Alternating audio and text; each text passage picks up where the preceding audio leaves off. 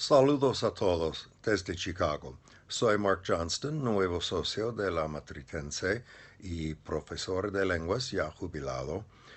Mis antiguos colegas académicos sin duda me conocen más como historiador de la Cataluña medieval, si también parlo catalán, pero para los amigos de la Matritense que quieren practicar inglés, voy a ofrecer unas breves lecciones en inglés sobre aspectos desconocidos de la historia de la ciudad donde vivo, Chicago.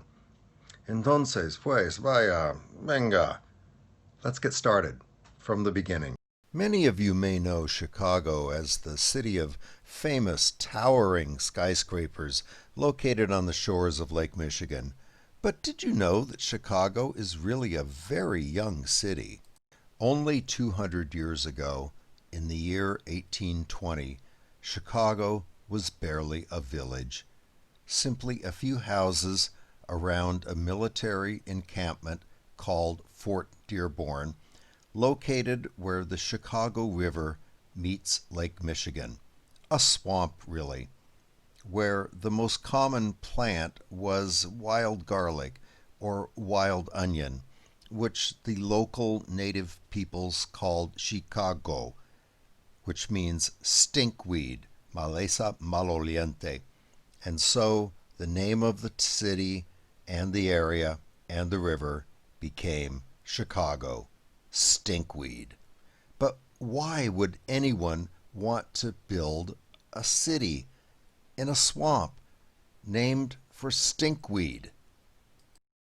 These days in America, real estate agents, los agentes de bienes raíces, love to say that the value of any property depends on three factors: location, location, location. Well, by the year 1820, Chicago definitely had a valuable location. To understand why, we need to consider the geography of North America and the history of the early 19th century. In the year 1783, the Treaty of Paris guaranteed to the new nation of the United States the right to expand westward to the shores of the Mississippi River and northward to the shores of the Great Lakes and the St. Lawrence River. By the time the Napoleonic Wars began in Europe, the United States was ready and willing to exploit the chaos in Europe to acquire, through purchase, conquest, or exploration, more English, French, and Spanish territories in North America. In the year 1803, the famous Lewis and Clark expedition gave the United States a claim to the so-called Oregon Territory, the modern states of Washington, Oregon, and Idaho on the Pacific coast. In the same year, the United States purchased from France the entire watershed, cuenca, of the Mississippi River west of the Mississippi in the Louisiana Purchase. Then, in the year 1812, the United States attempted, through war, to conquer the eastern provinces of Canada, Ontario, and Quebec. This effort failed, but in 1819, the United States was able to purchase from Spain the state of Florida, and thus expand significantly its territory across the North American continent. Now let's consider geography. The westward expansion of the United States, west of the Mississippi River, made Chicago an incredibly strategic and valuable location. By a coincidence of geography, the headwaters, cabecera, naciente, of the Little Chicago River come very close to the Illinois River, a major tributary of the Mississippi. This made Chicago the closest possible connection between the watershed, cuenca, of the Great Lakes and the watershed, cuenca, of the Mississippi River.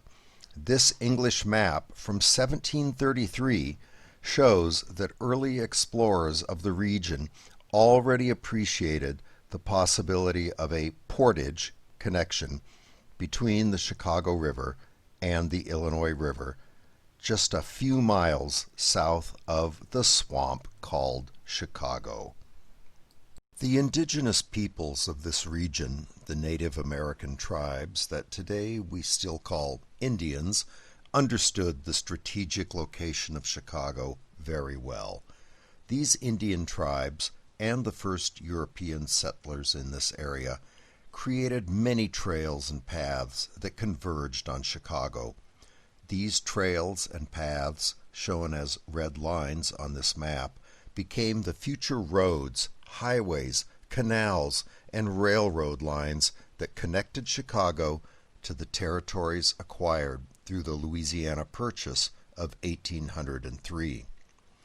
After the Louisiana Purchase, the government of the United States began removing the Indian tribes from the region around Chicago by means of war, treaties, and simple cash payments. Thousands of white settlers flooded into the region, now open for occupation.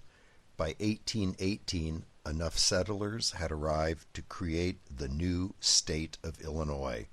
And then, by 1830, the little town of Chicago had grown so large that it needed a street plan.